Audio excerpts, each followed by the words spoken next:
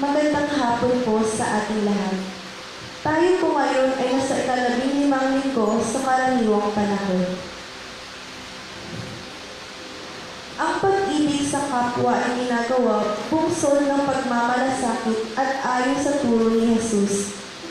Inilalarawan sa talinhaga ng mabuting Samaritano ang halimbawa ng pag-ibig na may ginawang dulot sa taong nakasubsob sa lupa at mistulang pinawian ng buhay. Hindi kabilang ang Samaritano sa mga mananampalataya. Ngunit, batay sa kanyang ikinikilos, marunong siyang makipagkapwa-tao. Naway tularan natin ang Samaritano sa kanyang halimbawang Kristiyano. Magsitayo po lahat.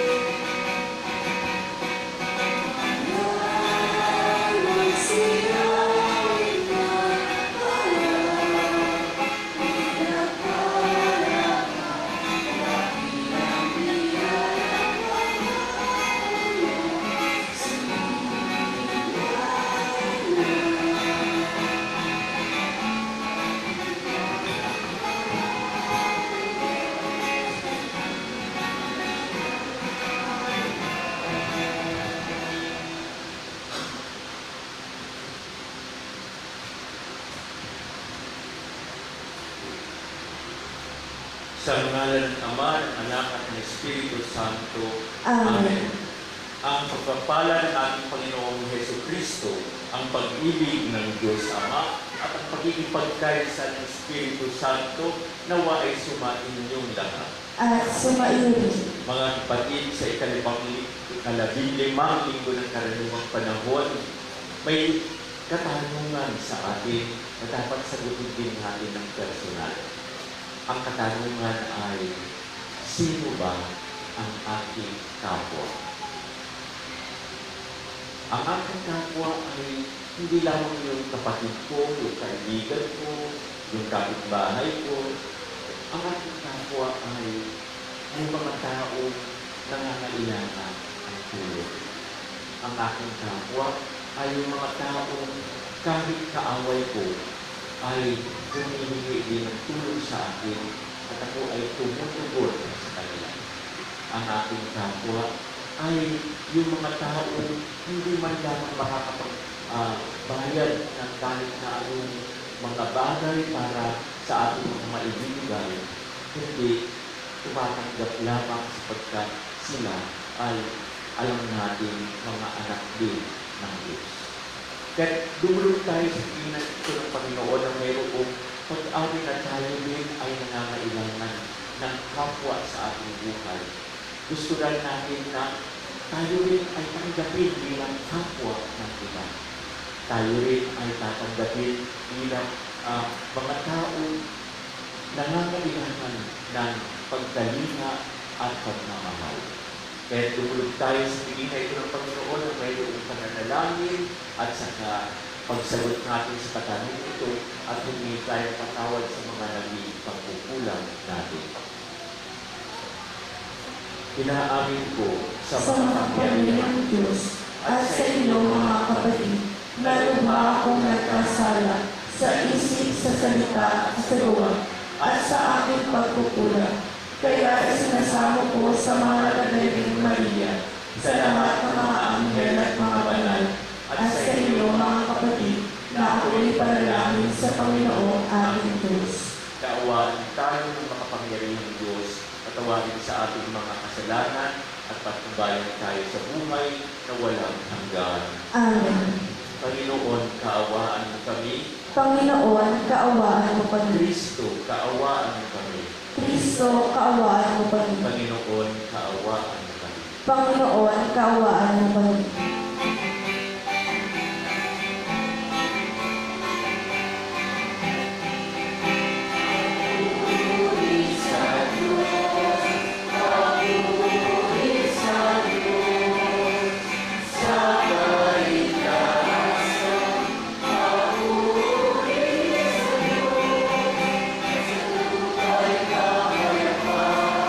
Sa mga taong kinalulugan niya, pinupuri ka namin, pinalahal ka namin, sinasamba ka namin, pinapumuli ka namin.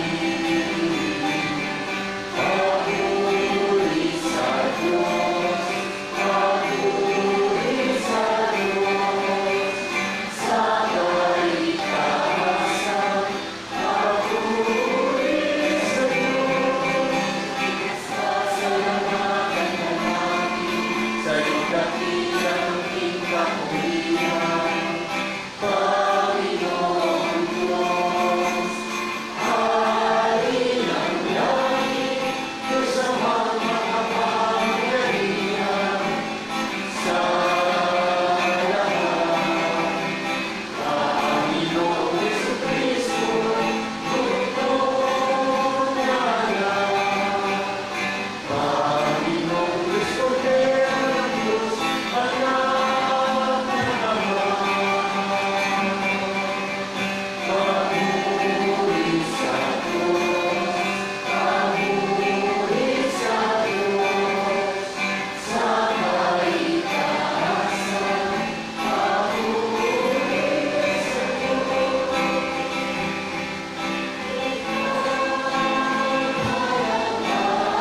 sa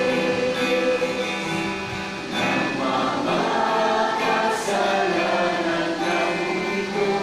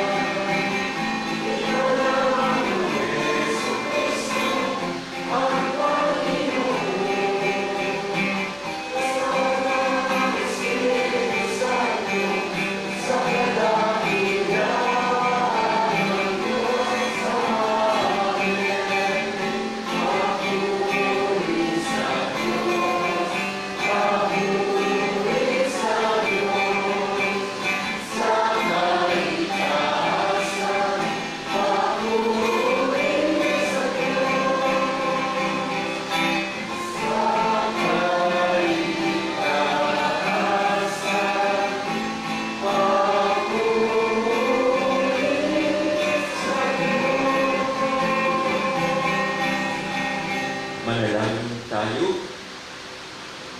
Ama naming makapangyarihan, nililiwanagan ng iyong maaasahang ilaw ang mga naniligaw na iyong pinababalik sa daan para ikaw ay matagpuan. Ang mga kabilang sa nananalig sa iyong anak ay pagkalooban mo ng pakikipagwaksi sa tanging salungan sa ngalang Kristiyanong sa iyo'y tinanggap, upang ito ay talagang mapakatawan ng ganap sa pamamagitan ni Jesucristo kasama ng Espiritu Santo magpasawalang hanggan.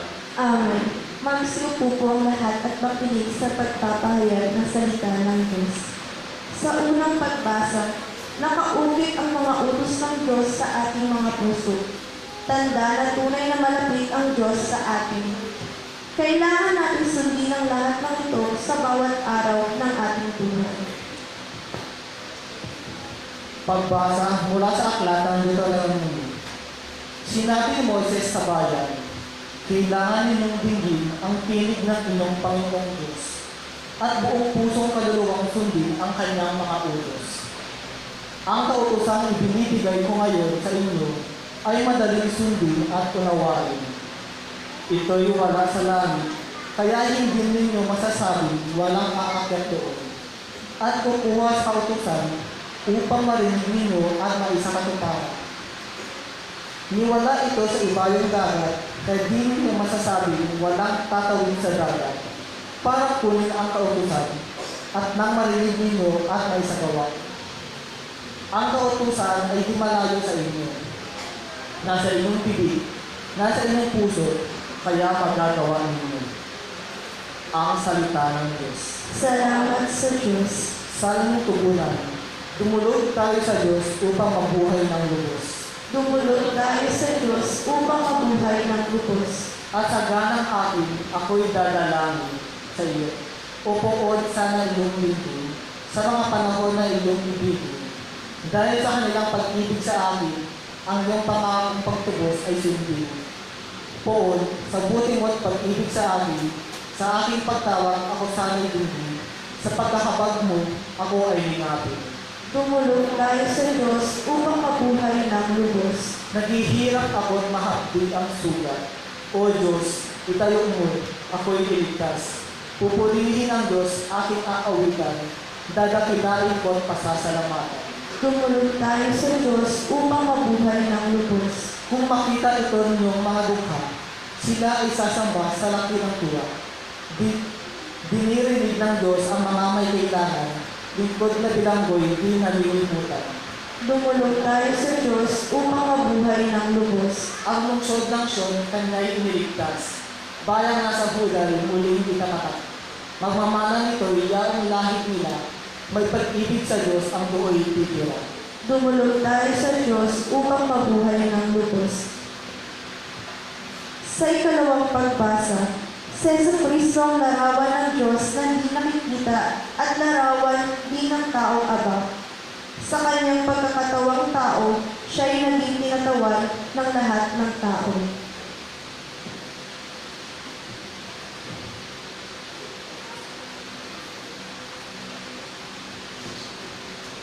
Pagbasa mula sa sulat ni Apostol San Pablo sa mga taga-Colosas.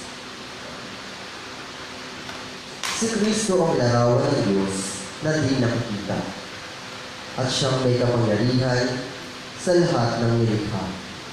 Sapagkat ang lahat ng nasa langit at nasa lupa, nakikita man o hindi, pati ang mga naghahari at namamahala, ang mga namumuno at may kapangyarihang espiritual ay pawang nilikha ng Diyos sa pamamagitan niya at para sa Kanya. Siya ay una sa lahat at sa Kanya nakasalanan ang kaalisan ng lahat ng bagay. Siya ang ulo ng simbahan na Kanyang katawan. Siya ang una, ang panganay na anak, ang unang nabuhay na muli upang siya ay maging pinakadakila sa lahat ng bagay. Ipinasiya ng Diyos na ang kanyang kalikasan ay manatili rin sa anak, at inibig niya ang sandaigdigan ay makipagkasundo sa kanya sa pamamagitan ng anak. Sa pamamagitan ng pagkamatay nito sa krus, nagkasundo nga ang Diyos at ang lahat ng nilikha sa langit at sa lupa. Ang salita ng Diyos. Salamat sa Diyos, magsitayo po ang lahat.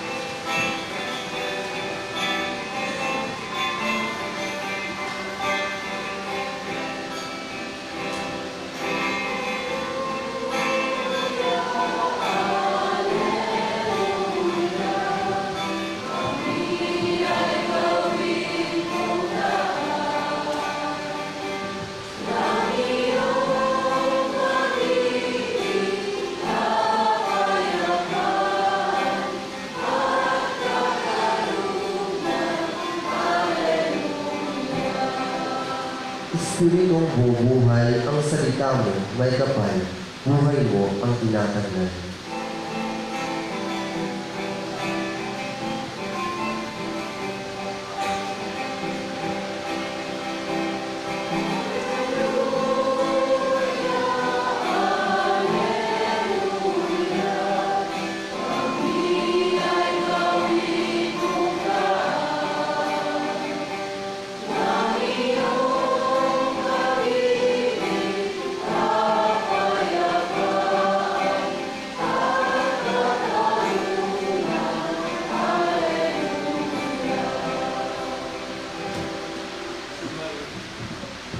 Sumainyo ang Panginoon. At sumairin. Ang mabuting balita ng Panginoon ayon kay San Lucas. Papuri sa iyo, Panginoon. Noong panahon iyon, may isang iskriba lumapit kay Jesus upang siya ay sumungkit. Guro, anya, ano ang dapat kong gawin upang magkamit ng buhay na walang hanggan? At sumagot si Jesus, ano ang nakasulat sa kautusan? Ano ang nababasa mo roon? At tumugon siya, ibigin mo ang Panginoon mong Diyos ng buong puso, ng buong kaluluwa at ng buong lakas, at ng buong pag-iisip. At ibigin mo ang iyong kapwa gaya ng iyong sarili. Tama ang sagot mo, wika ni Jesus. Gawin mo yan at mabubuhay ka. Sa hangad ng iskriba na huwag siyang lumabas na kahiya-hiya, tinanong niya ulit si Jesus, sino naman ang aking kapwa? At sumagot si Jesus, may isang taong naglalakbay buhat sa Jerusalem patungong Jericho. Hinarang siya ng mga tulisan, kinuha pati damit sa katawan, binugbog at halos patay na nang iwan. Nagkataon, dumaan doon ang isang saserdote at pagkakita sa taong nakahandusay, siya'y lumihis at nagpatuloy ng kanyang lakad. Dumaan din ang isang Levita, ngunit tiningnan lamang niya ito at nagpatuloy ng kanyang lakad. Ngunit may isang Samaritanong naglalakbay na naparaan doon. Nakita niya ang hinarang at siya'y nahabag. Lumapit siya, pinusan ng langis at alak ang mga sugat nito at pinalian. Saka isinakay ang tao sa kanyang sinasakyang hayop. Dinala sa bahay panuluyan at inalagaan doon. Kinabukasan, dumukot siya ng 2 denaryo, ibinigay sa may-ari ng bahay panuluyan at sinabi, alagaan mo siya at kung magkano man ang kakulangan niya, babayaran ko sa aking pagbabalik. Sino ngayon sa palagay mo ang nagpakita ng kanyang pakikipagkapwa sa taong hinarang ng mga tulisan? Tanong ni Jesus. Ang nagpakita ng habag sa kanya, tanong ng iskriba. Sinabi sa kanya ni Jesus, humayo ka at gayon din ang gawin mo. Ang mabuting balita ng Panginoon. Prima namin, Panginoon Jesucristo. Mga kapatid kay Kristo, 2 linggo na ang nakararaan, nakita natin ang tungkol sa away ng mga taga-Samaria at ang mga Hudyo. At nakita natin ito nang papasok sana si Jesus, magdalaan sana sa bayan ng Samaria, parang shortcut niya mas mabilis papuntang Jerusalem. Pero nung malaman na sila ay lalakad lamang doon kasi papunta sila ng Jerusalem, hinarangan sila. Sabi nga ni Santiago at Juan, magkapatid na ito, sabi ganon, paulinin natin ng apoy ng matuto mga yan, walang gaan mga yan, hindi tayo pinararaan. Pero sabi ni Jesus, wag. Sapagkat pwede naman tayong dumaan sa iba. Para baga, ang sama ng tingin nila sa mga taga-Samaria. Ang tawag dito sa mga taga-Samaria ay sa mga Samaritan. Parang walang magandang gagawin ang mga taga-Samaria sa mga Hudyo. Kasi magkalaban niya. Ibawa, yung isang nag-aaway, kung magkasalubungan sila, di ba? Kung hindi umiiwas, kundi ang nagkakagulo. Ganyan ang nangyayari. Pero ang sabi ngayon sa atin ay, ano ang gagawin natin para makapunta tayo sa buhay na walang hanggan? Ibig sabihin, para makapunta tayo sa langit, anong gagawin? Ang sabi doon sa Jesus ay, ano nakasulat sa banal na kasulatan? At anong gawin? Mahalin mo ang iyong Diyos ng buong puso, buong kalwa, buong lakas, buong pag-iisip. At mahalin mo ang iyong kapwa tulad ng iyong pagmamahal sa sarili. Para ba sinasabi, mahalin mo ang kapwa mo, hindi lamang yung mga nagmamahal sa iyo. Kasi kung mabuti ka sa mga taong naging mabuti sa iyo, anong kaibahan mo sa mga pagano, sa mga hindi nakarinig kay Kristo? Yung ba sasabihin mo, ay, magbibigay ako ng pagkain kasi pag sila rin naman nagbibigay din sa akin ng pagkain. Tama lang yun. Pero kung hanggang doon ka lang, bakit? Kulang na kulang ka. Parang hindi ka makakaabot sa langit. Kasi kapag hindi mo na kakilala o hindi mo na kaibigan, kung kalaban mo na yan, hindi ka nagbibigay. May kulang. Kaya nga, ano ang sabi ni Jesus nang tinanong siya, sino ang aking kapwa? At ano ang sabi ni Jesus? Nagkwento siya. At ang kwento niya ay tungkol sa isang tao na hold up. Hindi lamang na hold up, kinuha lahat ang mga pera niya, alahas niya. Hinubaran pa siya, kinuha pati yung damit na suot niya. At binumpok. Pagkatapos iniwan na halos para patayin natin sa daan. Nagdaan ngayon ang isang tao. Nakita mula sa malayo, nakita. May isang binumpok. Ang ginawa ng pari, umipot siya. Para hindi na madaanan ng diretso yung binumpok. Mayroon naman nagdaan na isang tao ng simbahan. Nakita rin niya, lumihis din siya. Lumiwas siya para hindi matulungan yung tao. Pero ngayon, may nagdaan ka na sa pantano. Kaaway din ang mga Hudyo. Pero nung makita na yung tao yun ay halos patay na binugbog. Halos wala ng damit. Ang ginawa niya, nakita niya marami siyang sugat. Binuhusan niya ng alak at langis ang sugat niya. Isinakay sa kanyang asto, dinala sa isang bahay panuluyan, at sa kasinabihan ang may-ari ito, pero ba, dito na siya, at kung may kailangan siyang gamot, ito ang pagbili ng gamot. At pagbalik ko, kung mayroong makulang, ay ako'y babayaran nila. Ang tanong, sino sa tatlong tao ang naging kapwa?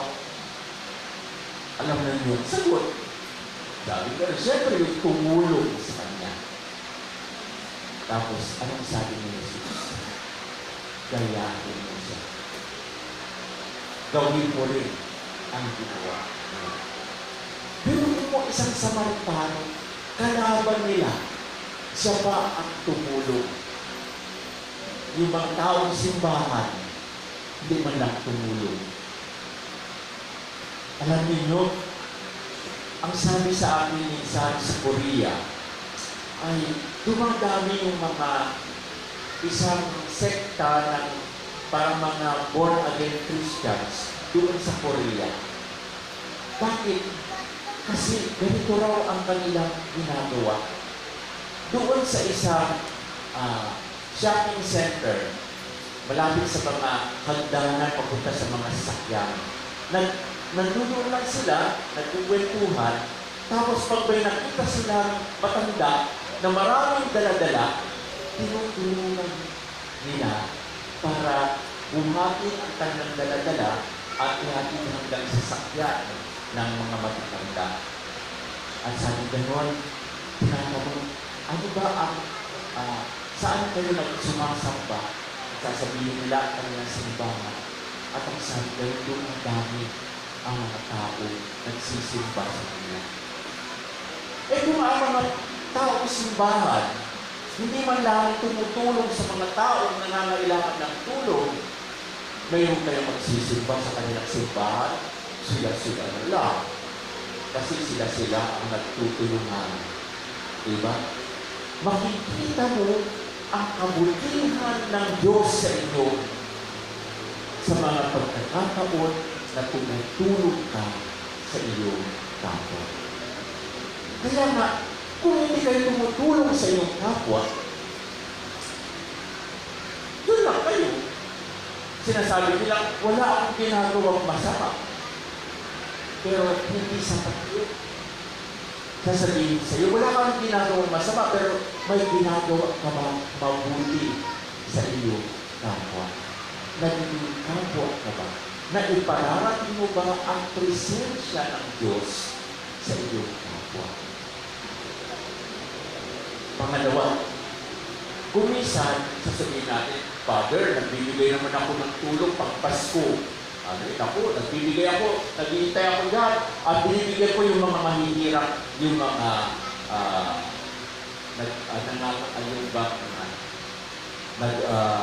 abang mga kalakal dyan. Binibigyan ko yung mga basura. Binibigyan ko sila ng Christmas gift namin. Marami so, may mga dilata ako binibigay, may bigas, ganito. Nagbibigay po ako. Pero one time, big siya. Minsan lang kayo nagbibigay. Hindi ba pwede yun ang laman na ng konsumo ang pagbibigay ng tulong sa kapwa? Ang siste kasi minsan, kaya minsan lang tayo nagbibigay. Kasi baka pagsamantalahan naman ang kabutihan ko. Baka sindikato na yun. O baka sinasabi, tinutulungan ko lang maging tamad. Kung minsan, dahil sa naiisip nyo ng mga dahilan na ganyan, hindi na kayo tumutulong sa mga kapwa.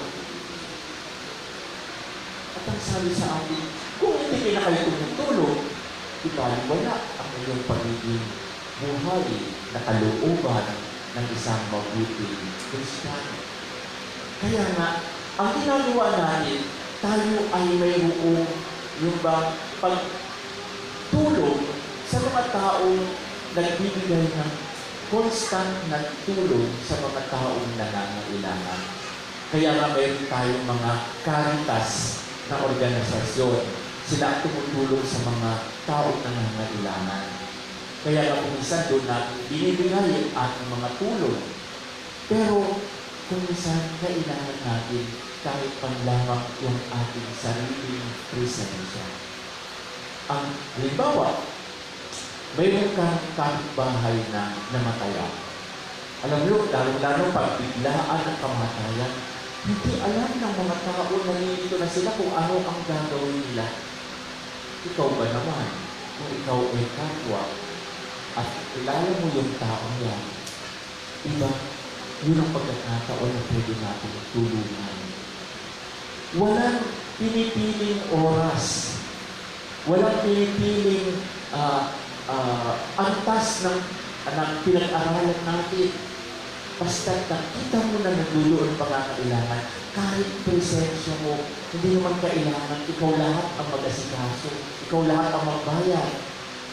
At kahit man lamang yung tulong mo, yung presensya mo, ay nandudoon malaking bagay.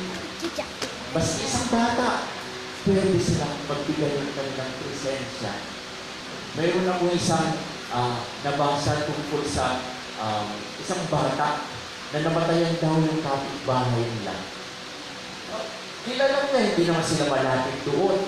Pero nalibalitaan na namatay yung ang asawa ng matanda doon. Yung bata, nakita na minsan yung lalaki matanda nandoon sa may balkon nila. Pumasok yung bata. Tapos, sabi niya sa nanay niya, pumasok po ako, punta ako sa kapitbahay at tinulungan ko yung balo, yung matanda, si Lolo, tinulungan ko. Anong ginawa ko? Anong tulong binigay mo? Wala po. Naupo po ako sa tabi niya, pinawakan ko yung kamay niya, tinignan ko siya, tapos wala na. Tahimik lang na kami. Pero alam ko, nakangiti siya. Kasi yung presensya ng batang yun, tumulong doon sa matanda. Yun ang pwede natin ibigay. I-sustain natin yung ating pagtulong sa ating kapwa. Hindi lamang minsan, kundi sa anumang pagkakataon, kalabasin natin ang kabutihang loob na mayroon tayo. Sabi nga sa atin sa unang pagbasa, hindi naman malayo ang kabutihang loob. Nakasulat yan sa puso natin. At kung saan mayroon kang pagmamahal at pagtulong sa kapwa mo, ibinibigay mo ang presensya ng Diyos. Sabi nga sa atin sa sulat ni Santiago, chapter 2, doon sa aklat ni Santiago, ang sabi ganoon ay, kung makakita ka ng isang taong nagugutom, kung makakita ka ng isang taong bulang-bulang na ang damit, siguro nasunugan sila, wala silang ng ibang na-receive ng mga damit nila. Pag nakita mo, sasabihin mo, ay, kawawa ka naman. Sana pagpalain ka ng Diyos at sana ay makahitulog kayo ng mahimbing. Tapos, umalis ka na. Ikaw man lang ang bigay ng kahit na anong simpleng tulong. Naramdaman ba nila ang presensya ng Diyos sa inyo? Naramdaman ba nila ang kabutihang loob na mayroon ka? Naramdaman ba nila na ikaw ay kapwa nila? Kaya nga, kayo ang sumagot sa tanong na ito. Pag-uwi ninyo, sagutin mo, sino ba ang ating kapwa? Sino yung mga bagay na nakita ninyo nangangailangan ng tulong, pero tutulong ba kayo o hindi? Minsan, mayroong mga seminarista na nagkaroon sila ng final exam. Yung final exam nila ay parang magbigay ng parang homily. Katulad ng ginagawa ko, magbigay ng homily doon sa professor nila para grader sila. Pero mula sa classroom nila, pinatawid doon sa kalsada, tapos pumunta sila sa kiosko at doon magsasalita ang mga seminarista. Isa-isa silang pinalabas, lumabas sa kalsada, pumunta sa kiosk, at pagkatapos nun, nagsalita sila. Ang topic nila ay tungkol sa Good Samaritan, yung binasa natin ibang pwede. Kaya lang, ang siste ay ganito. Nagsabi yung profesor nila na may mga pulubi na nandudoon sa kanilang dadaanan, humihingi ng tulong yung mga pulubi. Ang tanong, pinansin ba ng mga seminarista ang mga pulubi o tuloy-tuloy lang ba sila? Nagbigay ba ng tulong ng mga seminarista bago sila pumunta para mag-deliver ng sermon nila tungkol sa Good Samaritan? Kung minsan, ganyan din tayo. Sinasabi natin sa mga kapwa natin, uy, kailan tulungan daw natin ang ating kapwa. Tapos pag nakakita ka ng isang taong humihingi ng tulong, ano ba usually ang sinasabi natin? Sindikato yan. Huwag ka magbigay. Gagamitin lang niya para pang inom. Natututo lang siya maging tamad. Kaya kita nang bibigay. Ano man ang dahilan natin, ano man ang pwede natin gawin, kung ginagawa natin na tayo ay kapwa nila, tayo ay matututo tumulong sa kanila. Kung hindi, pa tayo handa na maging tunay na mga alagad ng ating Panginoon. Kaya nga, mamayang gabi, bago kayo matulog, pag-isipan niyo, sagutin ninyo ang tanong, sino nga ba ang aking kapwa? Mayroon ba tayo nakakaligtaan ng kapwa natin? At sana, kung masagot nyo, kung may pagkukulang man, siguro sasabihin nyo, next time, magiging kapwa ako. Next time, ipapadala ko ang presensya ng Diyos sa aking pagtulong sa kanila. At mga kapatid, kapag ginawa ninyo yan, yan po, hindi lamang kayo ang masisiyahan. Hindi lang yung mga tao tulungan nyo ang masisiyahan. Pati kayo, mas masaya ang kalooban nyo sapagkat ang presensya ng Diyos ay nananahan din sa puso ng bawat isa sa iyo. Amen. Amen. Tumayo tayo at ipahayag ang ating pananampalataya. Sumasampalataya ako Sa Diyos amang makapangyarihan sa lahat, na may gawa ng langit at lupa. Sumasampalataya ako kay Jesucristo, iisang anak ng Diyos, Panginoon natin lahat. Nagkatawang tao siya na lang ng Espiritu Santo, ipinanganak ni Santa Maria Virgen, pinagpakasakit ni Poncio Pilato, ipinako sa krus, namatay, inilibing, nanaog sa kinaroroonan ng mga yumao, nang may 3 araw na buhay ng muli, umakyat sa langit, nalulok sa kanan ng Diyos ang mga makapangyarihan sa lahat. Doon magmumulak pa rito at huhukom sa nangabubuhay at nangamatay na tao. Sumasampalataya naman ako sa Diyos Espiritu Santo, sa banal na simbahang Katolika, sa kasamahan ng banal, sa kapatawaran ng mga kasalanan, sa pagkabuhay ng muli ng mamatay na tao, at sa buhay na walang hanggan. Amen. Manalangin tayo sa Diyos Ama upang matuto tayong magmahal sa kapwa, hindi lamang sa salita, kundi gayon din sa kapwa. Batid sa gawa. Batid ang ating mga kahinaan. Sabihin natin, maawaing Ama, dinggin mo ang aming kahilingan. Maawaing Ama, dinggin mo ang aming kahilingan. Upang ang mga pinuno ng simbahan ay hindi lamang mangaral tungkol sa pag-ibig, bagkus ipadama at ipakita ito sa mabubuting gawa, manalangin tayo. Maawaing Ama, dinggin mo ang aming kahilingan. Upang ang mga bagong halal na pinuno ng ating bayan ay magsimula ng tumupad sa kanilang mga pangako at paglingkuran at alagaan ang mga mamamayan, manalangin tayo. Maawaing Ama, dinggin mo ang aming kahilingan. Upang ang mga tumutulong sa mga may sakit at mga nangangailangan, doktor, nurse, social workers, at iba pa, ay manatiling masigla sa kanilang gawain dahil sa pag-ibig kay Kristo, manalangin tayo.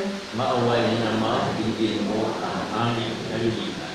Upang ang mga nakahandusay sa daan, mga batang lansangan, biktima ng mga abuso, mga matatanda at mga pinabayaan ng lipunan, ay makakita ng mabubuting Samaritano na tutulong at magpapanumbalik ng kanilang kalusugan, dangal, at tiwala sa sarili. Manalangin tayo. Maawaing Ama, dinggin mo ang aming kahilingan. At para sa pasasalamat at espesyal na intensyon ni na Kiomay Isa Angela Barrera, Shane Angeli Magay, Wilma Magay, Laurel Maricar Martinez, Roel C. Barrera, Dana de la Cruz and family, Ella May de la Cruz and family, Father Enrico Orbus, Father Rodel San Juan, Mary Teresa Casila, Paul Dayan, Janet Ducos, Father Josefino Corpus, Paul Ryan Esteban, Rowena Hickmont, Michael Alhambra, Benjamin Bautista, Reynaldo, Rico, Rodel, Rodrigo, Joseph, Jeffrey, James Kanda and family, Jocelyn Esteban, Mr. and Mrs. Joel and Jonalyn Pomery, Rachel Macalino, manalangin tayo. Maawain Ama, dinggin mo ang aming kahilingan. Para sa mabilisang paggaling nina, Elpidio Francia, Doktora May Donato Tan, Gwen Marquez, manalangin tayo. Maawain Ama, dinggin mo ang aming kahilingan. At para sa ikapapayapa ng kaluluwa nina, Leonila, Pulciano, Rolando, Jesus Canda, Wilfredo Barrera, Renato Hinda, Ronald Angela de la Cruz, Arturo Martin Arconcel, Victoria Suarez, Severina Flores, Sharina Abion, Saturina Domingo, Zenarda Taha, Tinay Sardina, Francisco, Bernarda, Marshall, Florencio, Angelito, Ojepio, Demetrio Senior Caberos, La Army, Teresita, Dante, Lourdes, Domingo Patropes, Rebecca Ortiz, Ronnie Borlagadatan, Josie Geron, Marilyn Coloso, Catalino Coloso, Elpidio Coloso, Alfonso Giron, Sharon Reyes, Aria Soren, Glendon Villanueva, manalangin tayo. Maawain Ama, dinggin mo ang aming kahilingan. Tahimik tayo ngayong ipaabot din sa Panginoon ang mga personal nating mga kahilingan sa Panginoon.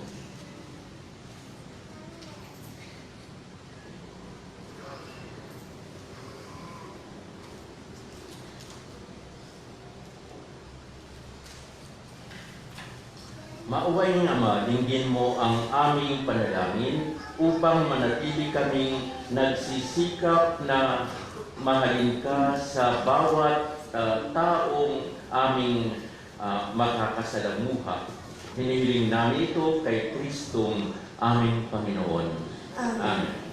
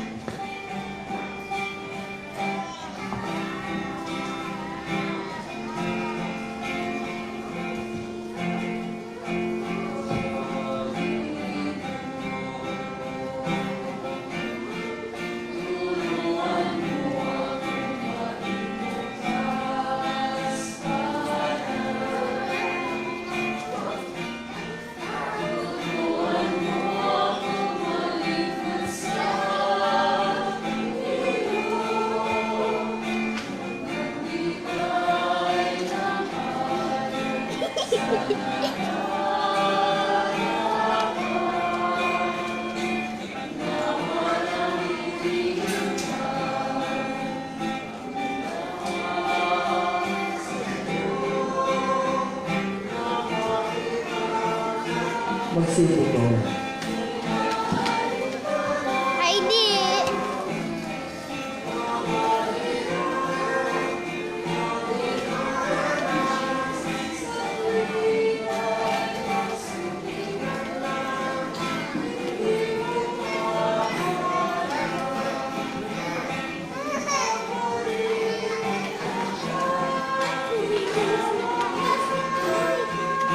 Ano?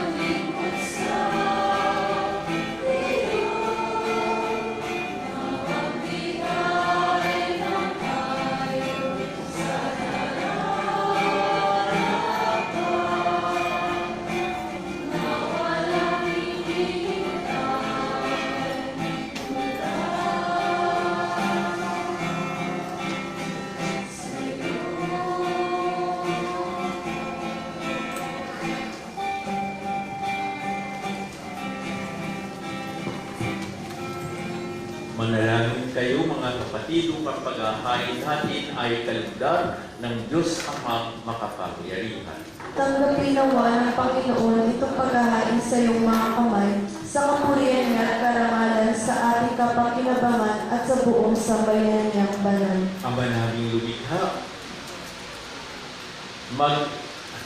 tunghayan mo ang mga alay ng iyong sumasambang sambayanan at tanggapin mo ang mga ito para madagdagan ang iyong kabanalan sa mga nananalig na tunay.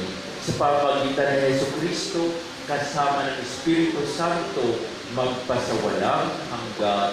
Amen. Sumainyo ang Panginoon.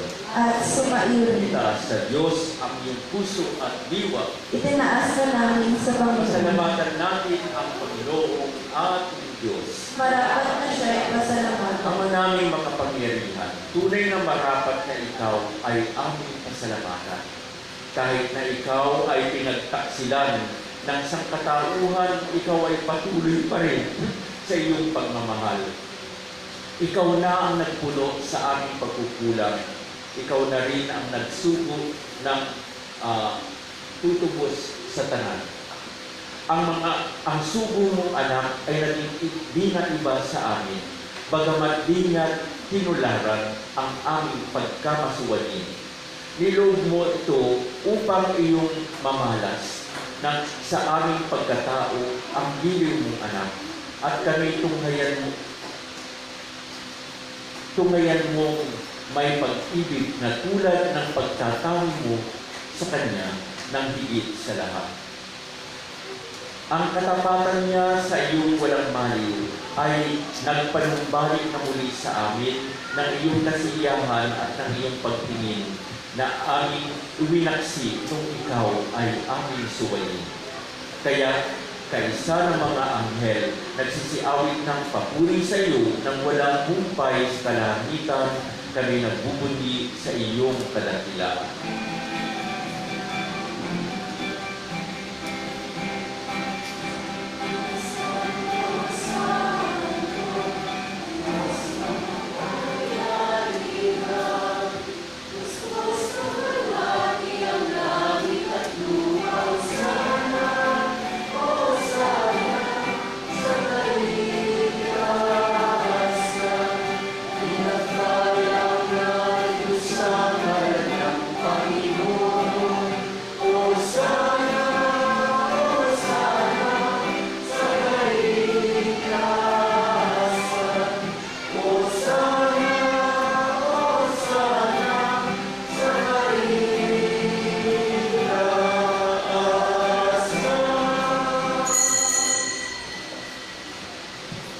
Ama naming banal, ikaw ang bukal ng tanang kabanalan, kaya sa pamagitan ng iyong Espiritu, gawin mong banal ang mga kaloob na ito upang para sa amin ay maging katawan at dugo ng aming Panginoong Hesus Kristo. Bago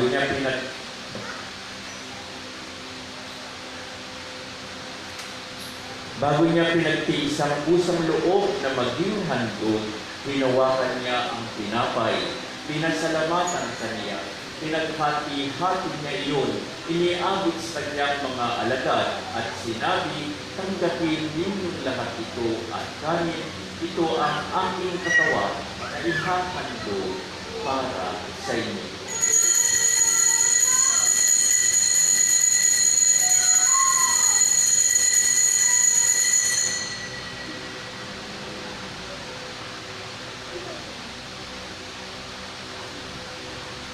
Gayon din naman, nung matapos ang hapunan, hinawakan niya ang kalis, muli kanyang pinasalamatan. Iniabot ang kalis kanyang mga halagad at sinabi, tanggapin ninyong lahat ito at inumin.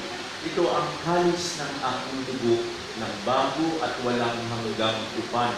Ang aking dugo na ibubuhos para sa inyo at para sa lahat sa ikapagpapatawad ng mga kasalanan. Gawin niyo ito sa pag-alala sa akin.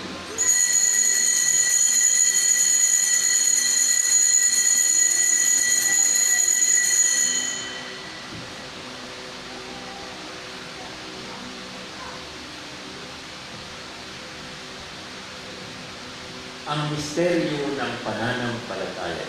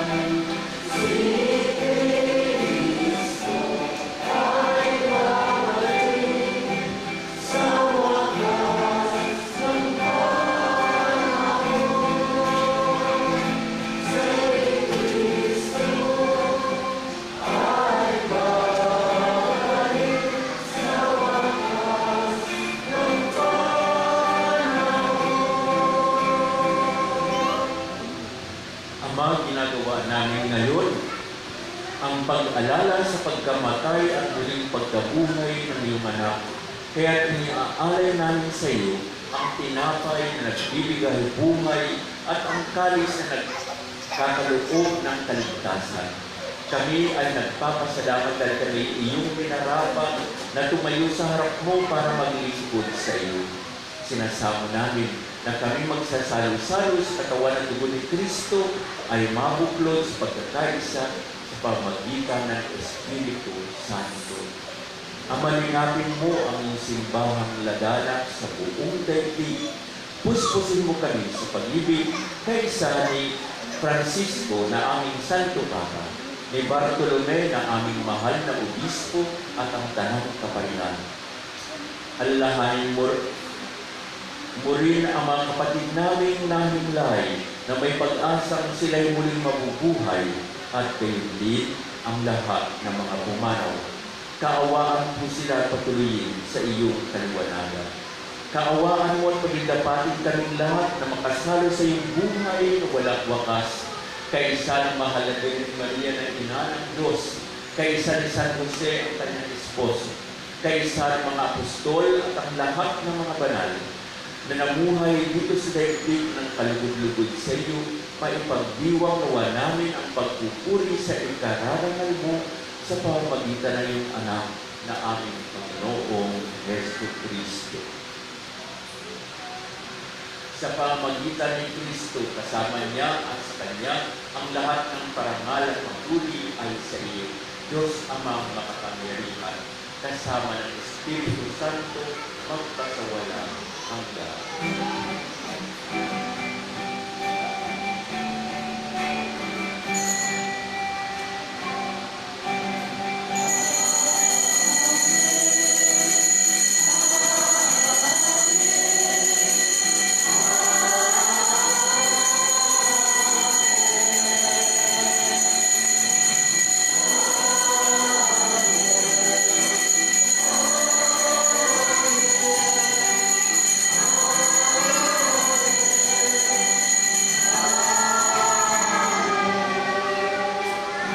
Tayong lahat ngayon magkaisa sa panawagan sa Diyos na ating Ama.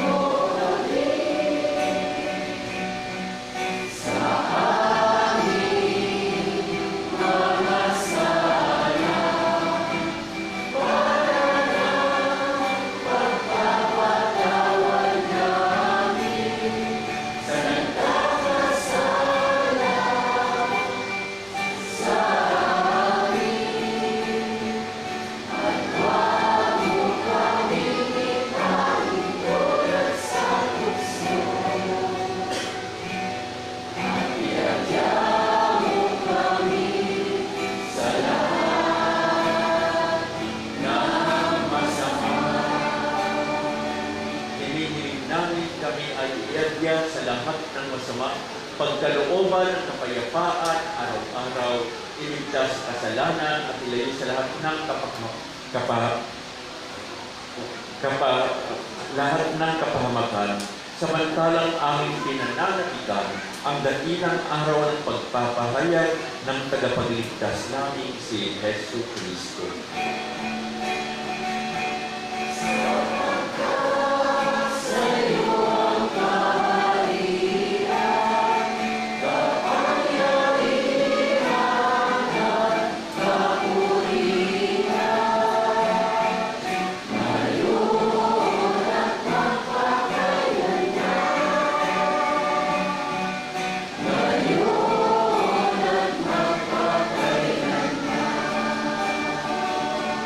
Panginoong Hesu Kristo, sinabi mo sa iyong mga apostol, kapayapaan iniiwan ko sa inyo, ang aking kapayapaan ang binibigay ko sa inyo. Tunghayan mo ang aming pananampalataya at huwag ang aming mga pagkakasala. Pagkalooban kami ng kapayapaan at pagkakaisa ayon sa iyong kalooban, kasama ng Espiritu Santo, magpasawala hanggang amen. Ang kapayapaan ng Panginoon ay laging sumainyong lahat. At sumainyo. Magbigayan tayo ngayon ng kapayapaan sa isa't isa.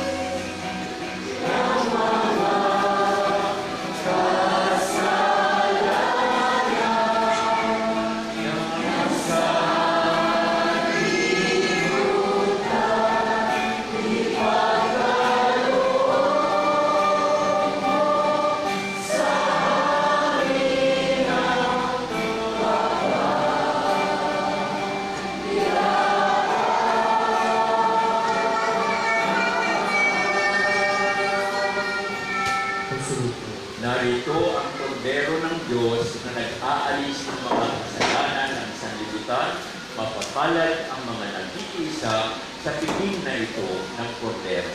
Panginoon, hindi ako dapat na magpatuloy sa iyo. Ngunit sa isang salita mo lamang ay gagaling na ako.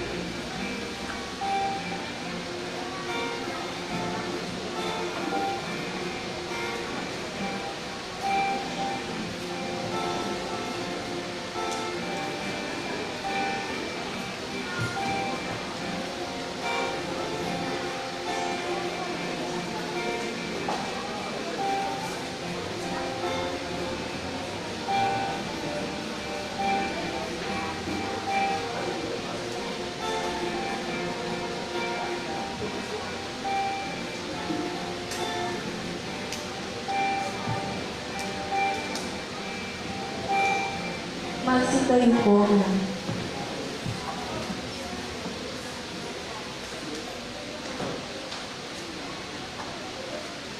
Manalangin tayo. Ama naming mapagmahal, kaming mga pinapagsalo mo sa piling na banal ay makatanggap nawa ng bungang karagdagan ng iyong pagliligtas na aming ipinagdiriwang sa pamamagitan ni Jesucristo kasama ng Espiritu Santo magpasawala hanggang Amen. sumainyo ang Panginoon. At sumainyo rin. Pagpalain kayo ng ating makapangyarihang Diyos na Ama, Anak, at Espiritu Santo.